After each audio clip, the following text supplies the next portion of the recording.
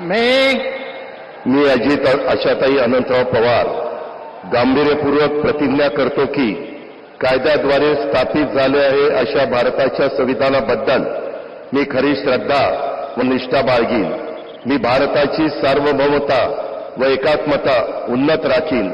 मी महाराष्ट्र राज्याचा उपमुख्यमंत्री म्हणून माझी कामे निष्ठापूर्वक व विवेक बुद्धीने पार पाडीन आणि संविधान व कायदा यानुसार सर्व तऱ्हेच्या लोकांना मी निर्भयपणे व निपक्षपातीपणे तसेच कोणाच्याही विषयी महत्त्वभाव किंवा आकस न बाळगता न्याय वागणूक देईन.